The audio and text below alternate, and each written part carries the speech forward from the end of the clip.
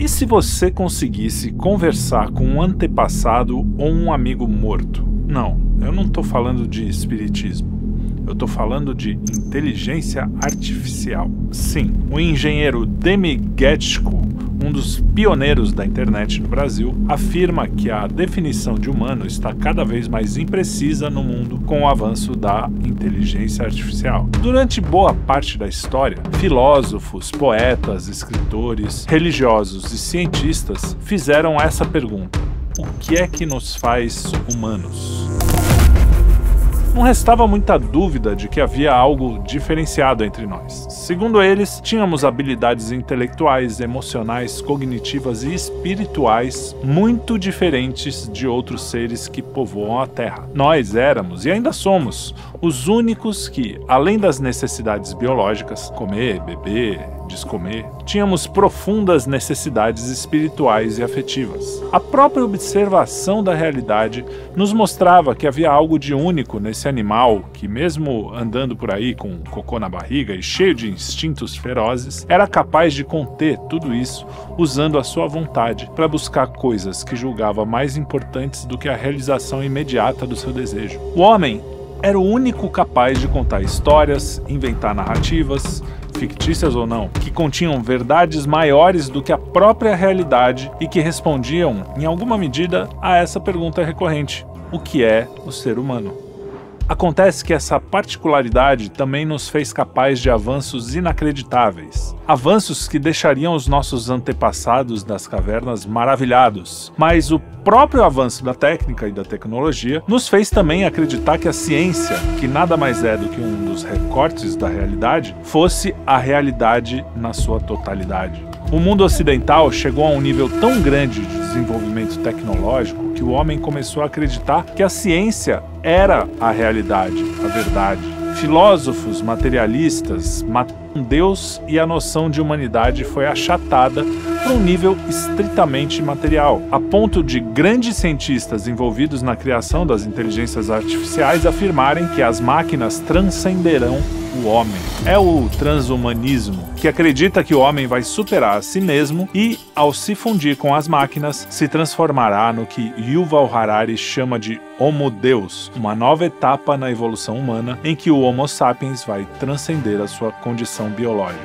The book suggests that the next big projects of humankind will be to overcome old age and death, to find the keys, the secret to happiness, and to basically upgrade humans into gods.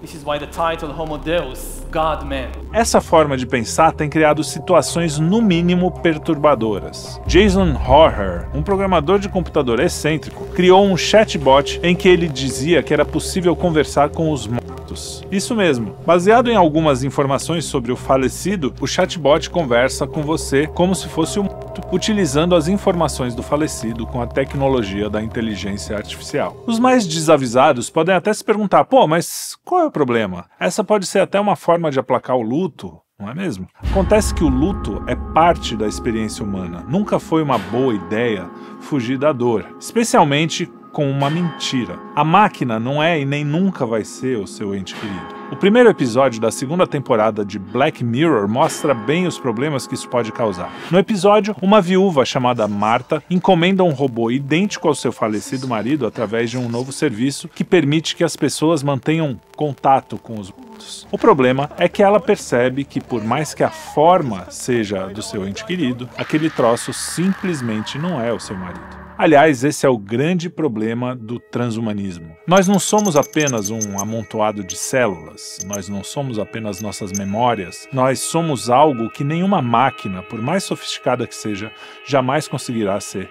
Nós somos seres únicos e imprevisíveis. Um homem pode tomar, em uma manhã modorrenta, uma decisão que vai contra todas as expectativas e toda a lógica relacionada às suas escolhas anteriores. O homem é imprevisível e o livre-arbítrio dá isso a ele. A máquina é incapaz de sentir saudade, medo, ternura, amor. Uma máquina é a própria definição da psicopatia, cálculo puro. Eu não sei você, mas eu não quero que um bando de dados dê um conselho para o meu filho depois da minha morte. Ainda que essa máquina saiba tudo o que foi escrito sobre mim, ainda que eu mesmo tenha escrito. Muito do que a gente fala e escreve, por exemplo, provavelmente está mais ligado a como queremos ser vistos do que como somos de verdade. Por mais que cada um se esforce para ser o mais franco que conseguir, há sempre algo que separa o eu da nossa capacidade de expressar esse eu. Essa comunicação e expressão nunca serão perfeitas, porque as nossas palavras não conseguem expressar o todo. Qualquer pessoa sabe lá no fundo que isso é verdade. Qualquer pessoa sabe que ao conversar com uma máquina, não está conversando com o seu filho morto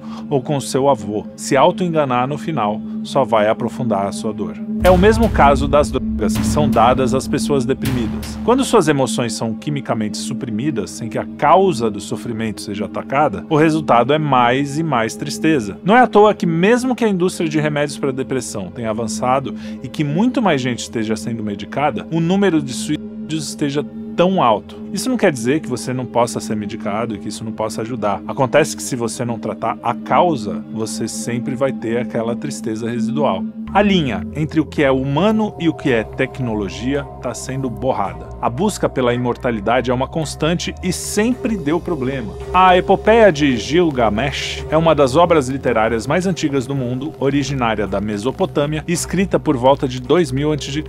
Ela narra a história do rei Gilgamesh, governante da cidade de Uruk, que era considerado parte divino e parte humano. Ele também não era muito virtuoso. Embora fosse extremamente poderoso, sua natureza arrogante causava sofrimento ao seu povo. Para equilibrar a força de Gilgamesh, os deuses criaram Enkidu, um homem selvagem que vivia entre os animais. Após um confronto inicial, Gilgamesh e Enkidu se tornam grandes amigos e partem juntos em aventuras heróicas, enfrentando criaturas fantásticas. Após essas façanhas, Enkidu é morto, deixando Gilgamesh devastado e temeroso do seu próprio destino mortal. Em busca da imortalidade, ele parte em uma jornada que o leva a Utnapishtim, o único homem que recebeu a vida eterna após sobreviver a um grande dilúvio. Utnapishtim lhe conta que a imortalidade é um dom exclusivo dos deuses e que o destino dos humanos é a imortalidade. Gilgamesh volta para Uruk sem a imortalidade, mas com uma nova sabedoria. Ele aceita sua condição mortal e isso até faz com que ele compreenda melhor o seu verdadeiro legado, que está em ser um bom rei e contribuir para a prosperidade da sua cidade. Ou seja, você ver a sua morte, você saber que ela está ali, te faz melhor. Tem até aquela história do Memento Mori, né? Enfim, a morte faz parte da experiência humana e é resultado do pecado original. Cristo veio para redimir a humanidade e nos devolver o dom da vida eterna, mas essa é uma vida em outra dimensão, não mais desse mundo. É difícil dizer adeus às pessoas que a gente ama. Eu daria tudo para encontrar os meus avós novamente, bater um papo, tomar um chá com um bolinho, essas coisas. Mas amadurecer é isso aí. Saber que não vamos ter tudo nesse mundo. Enquanto a gente estiver por aqui, o ideal é carregar a nossa cruz, que muitas vezes é enfrentar o luto e deixar esse negócio de ressuscitar os mortos para quem entende, né? Aquele que veio definitivamente vencer a morte.